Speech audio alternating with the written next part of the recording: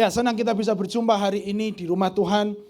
Setelah sekian minggu, setiap bulan, akhirnya saya bisa berdiri lagi di hadapan seluruh jemaat Tuhan yang hadir pada siang hari ini. Saya lihat muka-mukanya semakin awet muda ya toh. Sudah ulang tahun beberapa kali tapi kok seperti masih waktu datang pada saat itu. Oh, enggak juga ya. Ya. Janganlah, harus terus upgrade ya toh, harus menjadi lebih baik. Amin, amin. Ya, hari ini kita akan melanjutkan pembelajaran firman Tuhan kita masih daripada kitab Ester. Siapa yang diberkati dengan firman Tuhan minggu lalu, angkat tanganmu. Oke, lalu yang kedua pertanyaannya, siapa yang sudah selesai membaca kitab Ester ini dari pasal 1 sampai dengan pasal yang ke-10, angkat tangan. Oke, yang belum tidak apa-apa, tidak akan ada hukuman dosa hari ini, akan diampuni oleh Tuhan, tetapi saya mendorong, tolong dibaca. Karena kitab Ester adalah kitab kedua dari penyebutan dari nama seorang wanita. Oke, ada Ruth dan Ester. Kedua kitab ini singkat, hanya kalau Ruth hanya sekitar 4 pasal, betul ya? Ester 10 pasal. Bayangkan, hanya 14 pasal saja di Alkitab, kalian mewakili perempuan maksud tidak mau baca. Ya toh. Kalau yang laki-laki bolehlah ada excuse. Wah, enggak ada laki-laki, enggak ada perempuannya. Nah, ini judulnya nama perempuan, nama Ruth dengan Ester. Khususnya kitab Ester tolong dibaca dengan baik, dibaca pelan-pelan. Karena kitab Ester ditulis dengan sangat detail. Nanti kita akan membaca beberapa ayat, kita akan banyak baca Alkitab hari ini. Jadi untuk bisa mengingatkan kita semua bahwa firman Tuhan itu bisa memberikan sebuah kekuatan dalam hidup kita. Setelah kemarin kita belajar mengenai tangan Tuhan yang tidak terlihat, dan saya setuju dengan itu, tangan Tuhan tidak bisa terlihat tetapi bisa kita rasakan. Minggu yang kedua ini kita mau melihat mengenai salah satu tokoh utama daripada kitab Ester, yaitu raja itu sendiri. Firman Tuhan diberi judul impulsif seorang raja. Saya mau fokus dulu kata impulsif. Jemaat Tuhan, siapa yang tahu di sini arti kata impulsif, angkat tangan dulu. Oke, menyenangkan. Beberapa hari yang lalu, nggak apa-apa ya saya turun ya, jauh sekali ya toh. Biasanya di Caiwan dekat gini saja sudah tercium aromanya. Beberapa hari yang lalu Moriel panas, dia radang tenggorokan. Ya toh, nggak mau makan, nggak mau minum susu nggak dihabiskan dan sebagainya. Lalu saya dengan istri saya kami merenungkan apa yang dia lakukan beberapa hari terakhir. Kami ingat ternyata di hari Sabtu itu dia sedang suka bermain dengan dispenser. Ya toh, ada dispenser di Wancai di bagian belakang pojok kanan yang rajin seperti Oma Nova pasti tahu. Dia sedang bermain. Oh ya, Oma Nova ada pada saat itu ya toh. Dia bermain air dipencet ke bawah keluar airnya. Oh dia happy, water gitu ya toh. Dia mau minum. Lalu selesai dia capek, dia ambil lagi dikasihkan bapaknya, dia ambil lagi kasihkan ibunya. Pokoknya dia bermain terus. Karena saya kembung dengan istri saya kembung. Kalau kamu suka dengan air ini minum. Lalu dia minum, dia capek, dia selesai. Sudah, hari berikutnya kami ke Caiwan, sama di lantai bawah ada dispenser, dia juga suka, dia pencetin, dia minum, dia pencetin, dia minum. Lalu hari berganti, besoknya cuaca juga panas, lalu dia bilang very hot gitu ya. Sudahlah, yuk jajan es krim gitu ya. Kami tidak berpikir bahwa dia sudah minum banyak es setelah itu. Lalu ya kami jajan. Besoknya setelah siang sudah mulai nafsu makan menurun. Waduh, ini kenapa ini biasanya suka makan. Oh, ini turun lagi. Lalu malamnya istri saya memberitahu saya. Sorenya waktu saya ada di kantor, Moriel sudah mulai panas. Wah, pusing sudah. Lalu kami berpikir ini anak kenapa? Apakah salah makan dan sebelumnya? Ternyata dia terlalu banyak minum air es. Yang mau saya kasih tahu begini, impulsif adalah Moriel melakukannya terus-menerus tanpa berpikir bahwa yang dilakukan itu akan membawa dampak terhadap tubuhnya. Dia tidak berpikir, kalau saya minum es terlalu banyak ini, saya batuk, saya akan sakit radang tenggorokan, saya akan panas. Dia nggak berpikir, karena dia masih kanak-kanak, belum mampu berpikir.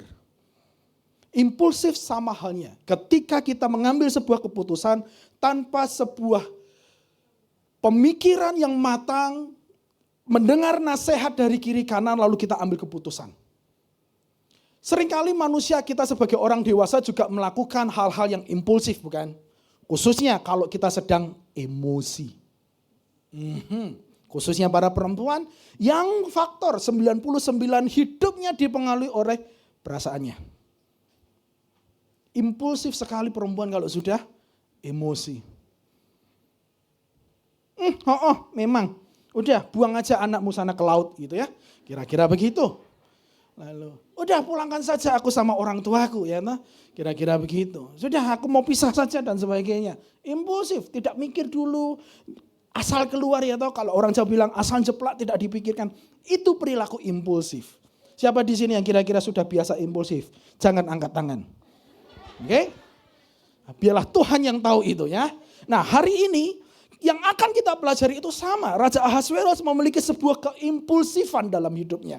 Kalau Anda baca, semua hal yang dilakukan oleh Ahasweros itu sesungguhnya dia melakukan bukan berdasarkan apa yang dia tahu. Karena dia dipengaruhi oleh orang lain, oleh emosinya, maka dia berkata-kata, maka dia mengambil keputusan. Lalu setelah keputusan diambil, saat dia sadar, dia menjadi menyesal. Dia raja yang sangat impulsif. Kita baca bersama-sama Esra 1 ayat 1 dikatakan seperti ini. Semua ada di sana. Pada zaman Ahasweros, dialah Ahasweros yang merajai 127 daerah mulai dari India sampai kepada Ethiopia. Seperti dulu di sana. Terkesan bahwa raja ini sangat hebat, betul ya? Tetapi jangan lupa, ternyata keimpulsifannya dan kerajaan kekayaan yang dia miliki bukan dari apa hasil yang dia kerjakan. Ahasweros adalah anak daripada Raja Darius yang sangat melegenda. Ayahnya bekerja selama 36 tahun sebagai raja. Mengalahkan banyak bangsa, merebut banyak negara, menggabungkan negara-negara di sekitarnya menjadi satu. Sehingga pada akhirnya dia berjaya dan besar pada saat itu. Lalu pada saat itu seorang raja akan dianggap megah, besar, sukses ketika memiliki banyak istri dan banyak anak-anak. Maka dari itu secara sisi tentang kerajaan, budaya kerajaan adalah biasa ketika Salomo memiliki 1000 istri dan gundik. Oke? Nah, Raja Darius pada saat itu akhirnya mewarisi kepada si Ahasweros ini. Padahal dia tidak pernah berperang, dia tidak pernah bekerja, dia tidak pernah melakukan sebuah usaha untuk kehidupannya. Dia besar di tengah kemewahan istana. Maka dari itu dia sangat impulsif. Mungkin dia tidak pernah mengikuti kegiatan pendidikan mungkin tidak pernah ikut pelatihan peperangan mungkin tidak. Karena dia sangat impulsif, dia hanya mewarisi semuanya dari bapaknya. Itulah mengapa dia menjadi seseorang yang sangat impulsif. Jadi ini semua yang kita baca di ayat 1 itu adalah warisan langsung daripada bapaknya Darius. Lalu ayat 2 dikatakan seperti ini. Pada zaman itu ketika Raja Ahasweros bersemayam di atas tahta kerajaannya di dalam benteng Susan. Apakah bisa ditunjukkan? Karena ayat saya banyak sekali nanti. Oh enggak bisa, oke. Jemaat Tuhan tolong buka Alkitabnya. Kita akan membuka Alkitab, oke? Jangan kita melihat dulu di sana. Di ayat yang kedua ini menunjukkan bagaimana dia begitu narsis. Dia sangat bangga terhadap semuanya sampai akhirnya dia membuat kerajaannya itu berada di atas pegunungan. Jadi kalau kita membaca sejarah, kotanya itu ada di bawah seperti ini persis. Jadi dia bertahta di atas, mungkin lebih tinggi lagi. Karena dia mau supaya orang memandang dia sebagai seseorang yang sangat hebat, seseorang yang sangat besar, dan seseorang yang harus dihormati.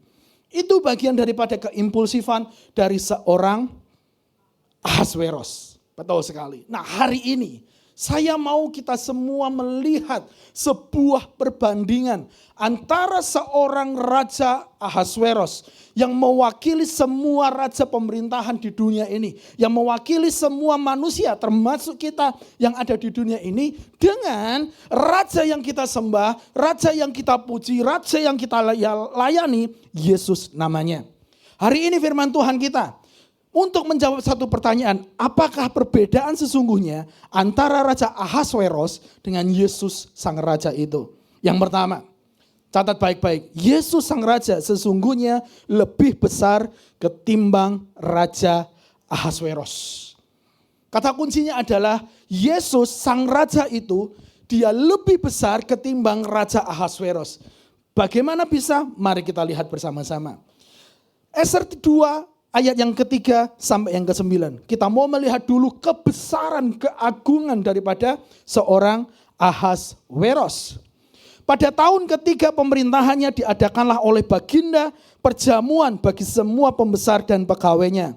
Tentara Persia dan Media, kaum bangsawan dan pembesar daerah hadir di hadapan Baginda. Di samping itu Baginda memamerkan kekayaan, kemuliaan. Perhatikan dulu ayat 4, ada satu kata di sana. Di samping itu Baginda memamerkan.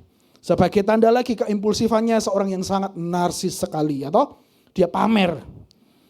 Dan keindahan kebesarannya yang bersemarak berhari-hari lamanya sampai 180 hari.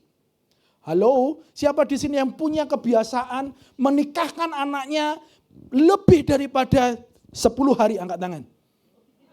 Hampir gak ada ya. Pesta setiap hari 10 hari. Non-stop. Bayangkan, ini Ahasweros 6 bulan. Kurang narsis apa coba? Pamernya itu 6 bulan. Itu kalau di masyarakat itu sudah dicibir itu. Itu sudah viral itu pasti. Pesta gak habis-habis. 6 bulan, 180 hari. Bukan hanya itu. Setelah genap hari-hari itu. Jadi setelah selesai 6 bulan. Maka raja mengadakan perjamuan lagi. 7 hari lamanya bagi seluruh rakyat. Setelah pembesar-pembesar 6 bulan. 7 hari buat masyarakat rakyat yang ada pada saat itu. Lanjut. Dari orang-orang besar sampai kepada orang-orang kecil bertempat di pelataran yang ada di taman istana kerajaan. Ayat yang ke-6.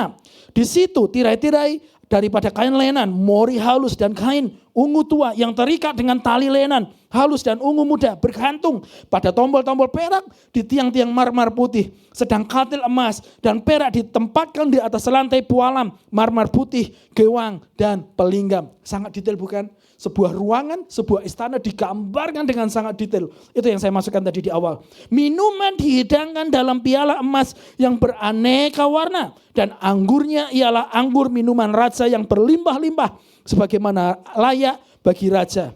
Adapun aturan minum ialah tiada dengan paksa. Karena beginilah yang diisyaratkan raja kepada semua bentara di dalam.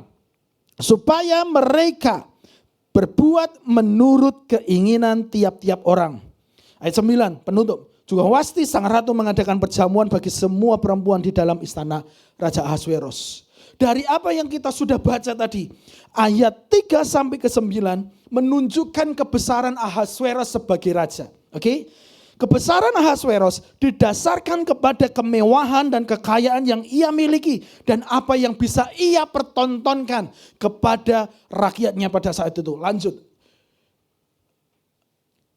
Kebesaran itu bisa kita lihat dengan harta yang dia miliki. Dengan istana yang besar. Dengan pesta yang besar. Bisa bayangkan kita saja bikin pesta pernikahan anak 1 hari 1 malam. Rasanya ngos-ngosan. Betul? Betul ya? Betul, tenang. Bapak saya juga mengalami karena saya juga dinikahkan. Jadi saya tahu persis. Ini 6 bulan lamanya. Kalau ada yang lebih katakanlah nanggap wayang ya atau nyanyi organ tunggal dan sebagainya. 2 hari mungkin itu bisa berhutang bertahun-tahun harus disaur. Tapi ini 6 bulan dia sedang menggambarkan aku raja yang sangat kaya raya. Kebesaran Ahasweros di ayat 6 dan 7 ditunjukkan dengan sebuah keserakahan dan permainan kekuasaan. Karena ia hendak mencuci otak dan memanipulasi orang-orang yang berkuasa untuk melihat bahwa dia memiliki kekayaan yang tidak akan habisnya. Di ayat 8 kita bisa melihat bahwa kebesaran Ahasweros didasarkan kepada kebebasan untuk bisa melakukan apapun selama 6 bulan di pesta itu. Terserah para laki-laki memilih perempuan mana untuk engkau pilih, engkau tiduri malam hari ini. Terserah mau anggur yang mana, warna apa, semua diberikan kepadamu. Raja biasanya suka yang ini, kamu mau minum itu boleh, ambil, bawa, minum dengan bebas. Itu yang berusaha diberikan oleh Raja Ahasweros. Maka kebesaran Ahasweros terlihat dari sebuah kemewahan, kekuasaan, dan kekayaan yang ia peroleh. Saya berhenti di sana. Bukankah itu nilai kebesaran yang dimiliki dunia hari ini? Orang berusaha untuk menjadi besar dengan memiliki lebih banyak dan lebih banyak dan lebih banyak. Orang mengejar dengan cara apapun, dia pikir dengan memiliki itu semua, dia besar. Orang berebut untuk menjadi nomor satu memiliki jabatan, baik dengan cara halal maupun dengan cara yang haram. Dikerjakan sungguh-sungguh supaya dia merasa dirinya besar. Hati-hati kalau kita tidak mengevaluasi apa yang kita lakukan dalam hidup ini. Bisa jadi kita bekerja untuk mengejar sesuatu yang salah supaya orang melihat bahwa kita orang besar. Orang yang terpandang, orang yang layak dihormati. Hati-hati. Tetapi Yesus sesungguhnya lebih besar daripada apa yang bisa dipertontonkan oleh Ahasveros. Namun dengan cara yang berbeda. Ini kita baca selanjutnya. Sedangkan Yesus Sang Raja itu mempertontonkan kebesarannya dengan ini. Filipi 2 ayat 6-9. Yang walaupun dalam rupa Allah tidak menganggap kesetaraan Allah itu sebagai milik yang harusnya dipertahankan. Melainkan mengosongkan dirinya sendiri. Mengambil rupa seorang hamba. Dan menjadi sama dengan manusia. Dan dalam keadaan sebagai manusia, ia telah merendahkan dirinya dan taat sampai mati. Bahkan sampai mati di kayu salib. Semua itu dilakukan, lalu kebesarannya diberikan. Itulah sebabnya Allah sangat meninggikan dia dan mengaruniakan kepadanya nama di atas segala nama. Sebuah gambaran yang sangat kontradiksi, bukan? Yang sangat berbeda, tidak ketemu, tidak ada titiknya. Ketika dunia melihat kebesaran itu dengan sebuah kekayaan, jabatan, tetapi Yesus mengosongkan dirinya. Tidak mau melihat harga dirinya. Dia punya tahta yang layak untuk dia bisa duduki dan orang menyembah dia. Tetapi Yesus tidak melakukannya. Yesus berdiri dari tahtanya. Lalu mengosongkan dirinya, turun ke bumi menjadi manusia. Untuk keselamatan saya dan saudara. Kebesaran Yesus ditunjukkan dengan hal ini. Meninggalkan tahtanya yang layak dan merendahkan dirinya turun ke umat manusia untuk melayani. Dan menanggung dosa dari setiap manusia melalui kematian di kayu salib. Kebesaran Yesus ditunjukkan dengan membayar harga sampai mati. Lalu dia kalahkan dengan kebangkitan dan mengalahkan kematian itu. Maka kebesaran Yesus terlihat dari kerendahan hati dan jiwa melayani yang dia miliki selama ada di bumi. Jemaat Tuhan, bukan karena seberapa yang engkau miliki, besarnya gajimu, rumahnya yang engkau bisa miliki, maka engkau dikatakan besar, bukan. Hanya ketika engkau mau merendahkan dirimu, merendahkan hatimu, dan mau melayani orang lain, maka sesungguhnya engkau adalah orang yang besar di hadapan Allah. Jangan pernah kecil hati kalau hartamu tidak sebanyak orang. Jangan pernah kecil hati kalau gajimu tidak lebih besar dari orang yang di sebelahmu. Karena kebesaran kita tidak diukur dari seberapa besar dompet yang kita miliki. Bukan dari seberapa tinggi tumpukan sertifikat tanah yang kita miliki. Bukan. Tapi dari seberapa hati kita mau diberikan untuk orang lain. Saya menuliskannya seperti ini. Boleh lanjut? Ini yang Yesus katakan dulu. Barang siapa ingin menjadi besar di antara kamu, hendaklah ia menjadi pelayanmu. Ayat 44 bagian kuning baca bersama-sama. Dan barang siapa ingin menjadi yang terkemuka di antara kamu, hendaklah ia menjadi hamba untuk sesamanya.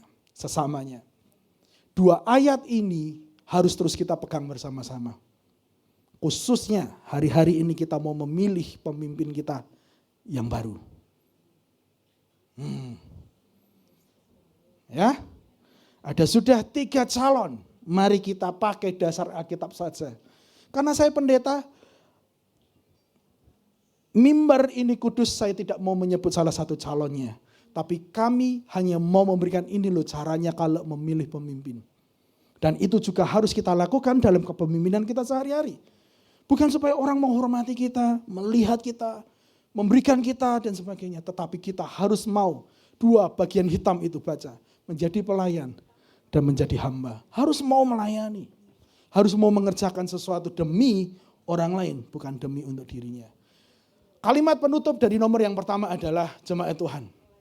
Kebesaran seseorang bukan karena posisi, harta, dan jabatan yang dimiliki, namun fungsinya untuk melayani orang lain. Yang kedua, langsung saja, karena ayatnya banyak sekali.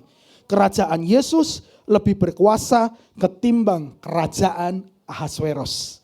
Oke, kita baca bersama-sama. Ayat yang ke-10 di pasal yang pertama. Pada hari yang ke-7 ketika raja riang gembirang hatinya karena minggu anggur. Oke, kata mudahnya hati riang gembira.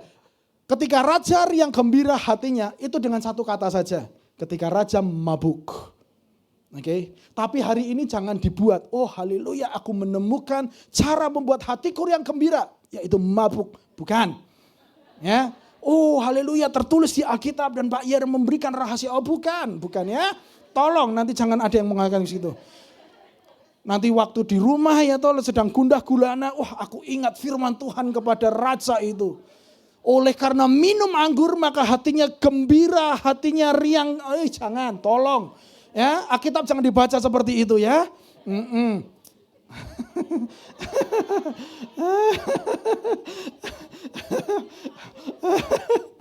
Oke, dibaca konteksnya ya. Pada hari yang ke-7 ketika raja riang gembirang hatinya karena minum anggur. Lalu bertitahlah baginda raja kepada Mehuman dan sebagainya. Bertitah di sini adalah memberikan sebuah perintah. Memberikan sebuah permintaan. Dia sedang menunjukkan kuasanya. Dia sedang mempertontonkan kekuasaannya. Lalu apa yang dia minta? Bertitah untuk apa? Supaya mereka membawa Wasti sang ratu dengan memakai mahkota kerajaan menghadap raja untuk memperlihatkan kecantikannya kepada sekalian rakyat dan pembesar-pembesar. Karena sang ratu sangat elok rupanya. Tetapi Ratu Wasti menolak. Kasihan ya. Dia sedang menunjukkan kekuasaannya, tetapi ratu tidak mau menurut. Dia bertata atas 127 provinsi, tetapi ketika dia memerintahkan orang supaya istrinya datang, tapi istrinya menolak. Dia punya kekuasaan yang sangat lemah. Dia punya sebuah kekuasaan yang tidak berarti bagi istrinya. Dia berkuasa atas istrinya, tetapi tidak bisa mengendalikan istrinya. Lanjut, di ayat berikutnya dikatakan seperti ini. Maka bertanyalah raja kepada orang-orang arif bijaksana. Orang-orang yang mengetahui kebiasaan zaman. Karena demikianlah biasanya masalah-masalah raja dikemukakan pada ahli undang-undang dan hukum. Oke, dia tanya, ini harus diapain ini? Hai para orang-orang yang menguasai undang-undang. Lalu diberitahukanlah, dilakukan ini, Intinya, pecat saja supaya orang-orang juga tidak ikut-ikut dan seterusnya. 21. Usul itu dipandang baik oleh raja. Apa yang saya maksud? Kekuasaannya bukan berdasarkan apa yang bisa dia pikirkan sebagai raja, tetapi dipengaruhi oleh orang lain. Kekuasaannya bukan karena memang dia bisa melakukan, dia pandai berpikir, dia pandai mengatur segala sesuatunya, tetapi dia melakukannya, dia mempertontonkannya berdasarkan pengaruh oleh orang lain.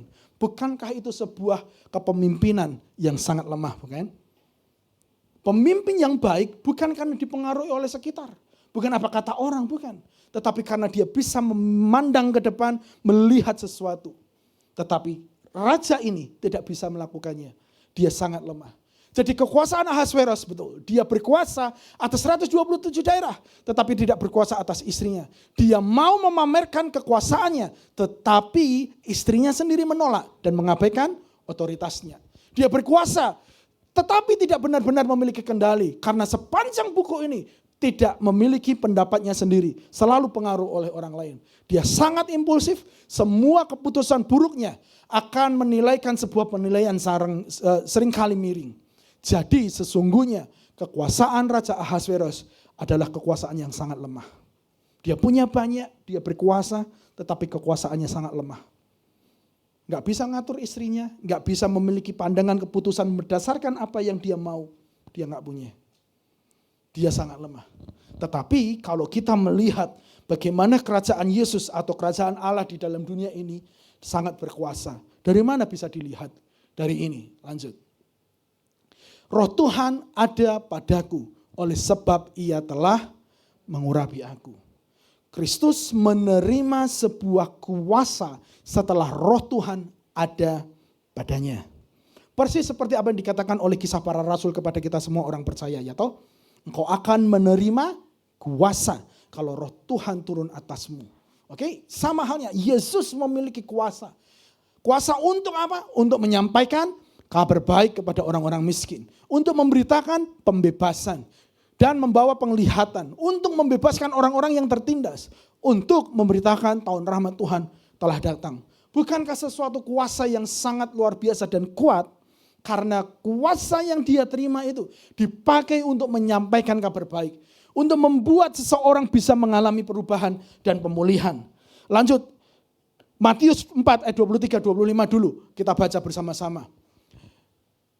Yesus pun berkeliling di seluruh Galilea. Ia mengajar dalam rumah-rumah ibadat dan memberitakan Injil kerajaan Allah. Serta melenyapkan segala penyakit dan kelemahan di antara bangsa itu. Maka tersiarlah berita tentang dia di seluruh Syria. Dan dibawalah kepadanya semua orang yang buruk keadaannya. Semua orang yang buruk keadaannya. Bisa dibayangkan siapa yang datang? Bukan orang-orang yang cantik seperti kita hari ini. Yang buruk keadaannya dibawa kepada Yesus. Ya toh? Yang menderita berbagai penyakit dan dia sengsara. Itu dibawa kepada Yesus. Lanjut. Yang kerasukan. Belum. Ayatnya saja bukan slide-nya. Yang sakit ayan dan yang lumpuh. Jadi bisa dibayangkan pada saat itu Yesus sedang berada di tengah-tengah rumah sakit. Yang penuh dengan orang-orang sakit. Lalu Yesus menyembuhkan mereka.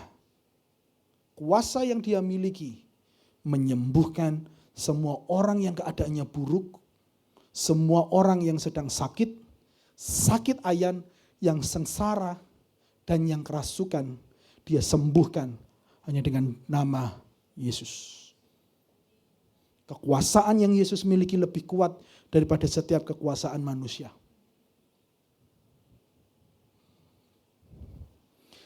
Kekuasaan kerajaan Allah dimulai ketika roh Tuhan turun atasnya. Bertujuan untuk menyampaikan kabar baik, untuk memberitakan pembebasan dan penglihatan. Untuk membebaskan, lalu untuk memberitakan.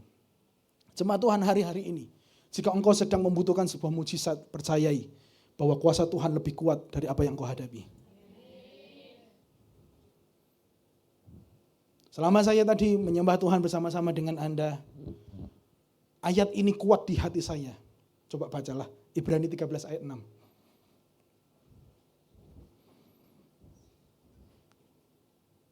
Ibrani 13 ayat 6. Sudah dapat semuanya?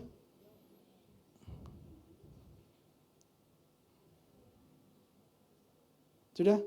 Ibrani tahu Ibrani? Ibrani itu sebelum Lukas. Sudah? Setelah Nehemia pokoknya. Sudah? Sudah ketemu? Kalau di Alkitab itu di atas, di pojok kanan atas. Baca sama-sama ayat 6. 1, 2, 3.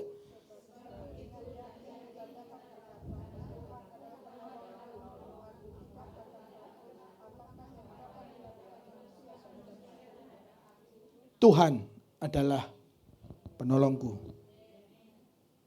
Kerajaan Tuhan berkuasa atas hidupmu, jemaat Tuhan yang saya kasihi.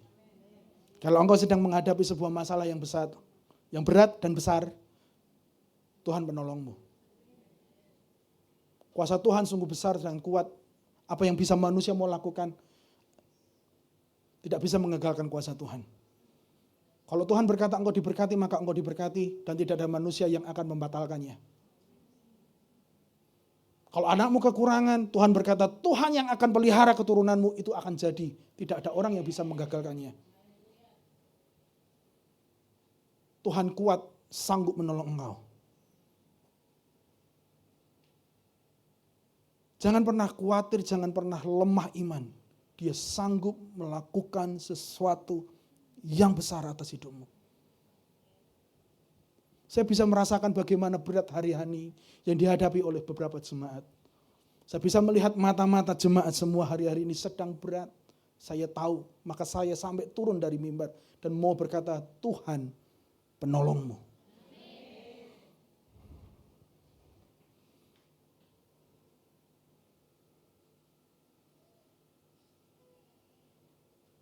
Boleh saya berbicara kepada ibu yang di sana, Tuhan penolongmu ibu. Ketika kita berpasang-pasang di sana, Tuhan berkata, berbicara kepada dia. Dan ayat ini sesungguhnya untukmu, Tuhan penolongmu.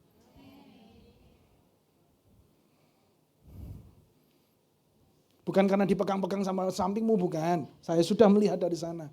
Tuhan mau berbicara, Tuhan mau menyampaikan sesuatu minggu ini buat keluargamu, buat hidupmu. Tuhan menolongmu. Ayat kelima juga dikatakan seperti ini. Aku sekali-sekali tidak akan membiarkan engkau dan sekali-sekali tidak akan meninggalkan engkau. Selalu percaya kepada Tuhan. Dan kepada semua kita yang di sini juga sama. Saya tidak tahu apa yang menjadi permasalahanmu. Tapi engkau butuh tangan Tuhan yang tidak terlihat itu. Tuhan menolong engkau. Tuhan keluarkan engkau dari setiap permasalahan yang berat hari-hari ini. Dia sanggup lakukan mujizat. Berikutnya, yang terakhir. Supaya kita segera berdoa.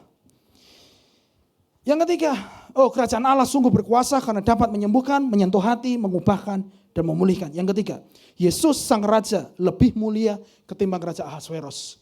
Kalau Ahasveros pada saat itu, orangnya sangat mudah marah, impulsif ya toh. Kalau ada orang bersalah, dia mau hukum. Kalau ada orang yang gagal, dia mau langsung kasih hukuman, masukkan penjara, dibunuh, digantung dan sebagainya. Nanti Anda baca saja di bagian bawah. Tetapi berbeda dengan Yesus.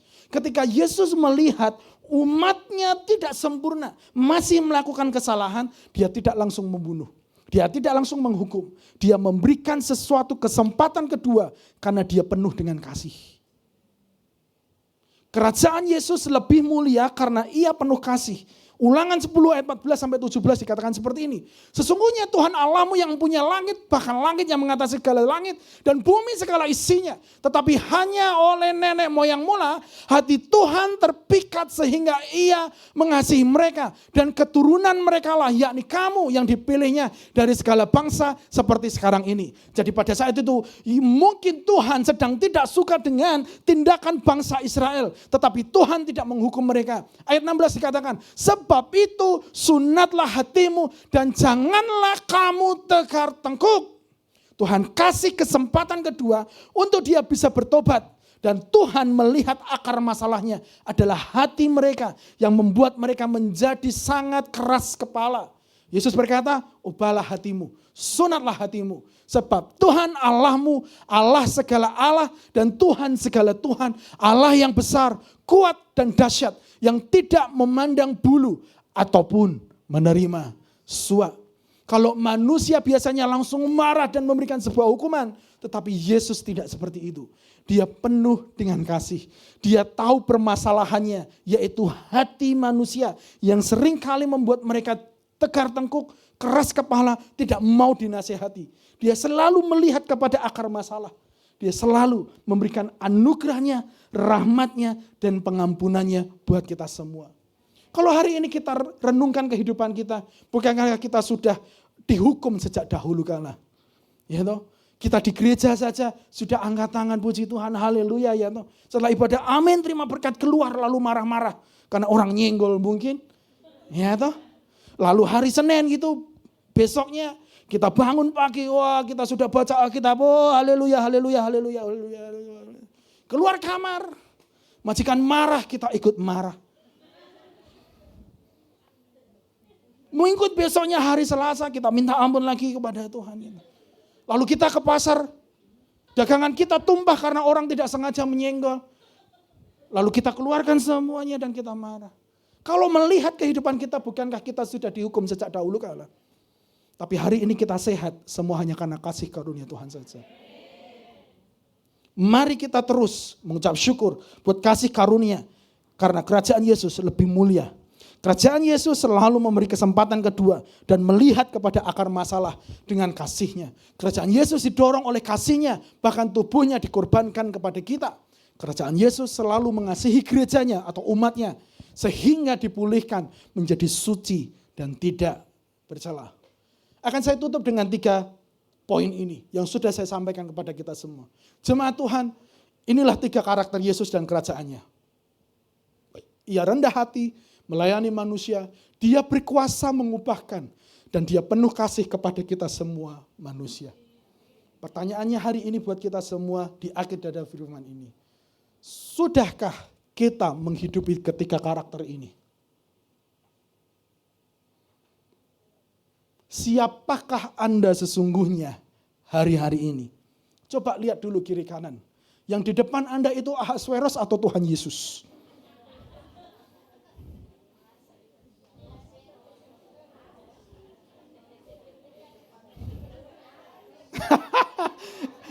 Ayo yang jujur, kira-kira di depan Anda itu Raja Ahasweros atau Raja Yesus? Atau tergantung jamnya Pak gitu. Pas jam makan siang karena bayarin, wah muka-muka Yesus gitu ya.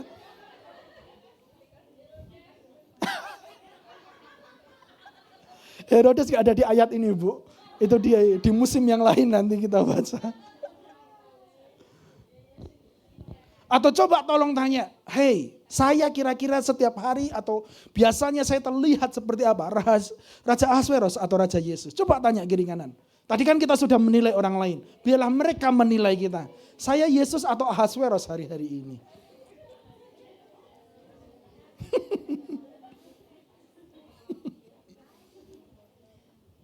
Saya berdoa kita semua semakin serupa dengan Yesus.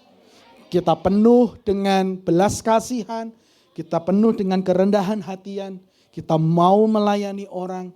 Hidupan kita penuh dengan kuasa. Dimanapun orang membutuhkan, kita selalu datang dan berusaha memenuhi kebutuhan mereka dengan kuasa Tuhan. Dan kita penuh kasih terhadap semua orang yang kita kenal.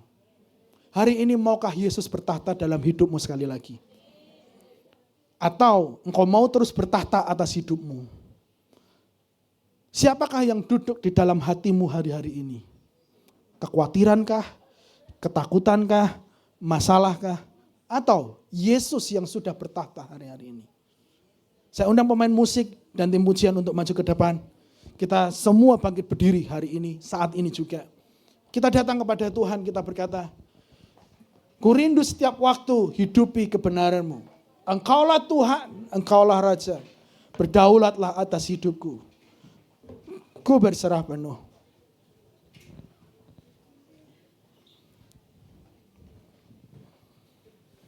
Saya sudah panjang lebar memberitakan firman Tuhan. Saat ini mari kita urusan pribadi dengan Tuhan masing-masing kita. Jika engkau hari-hari ini sedang membutuhkan pertolongan Tuhan, percayai kuasanya ada buatmu.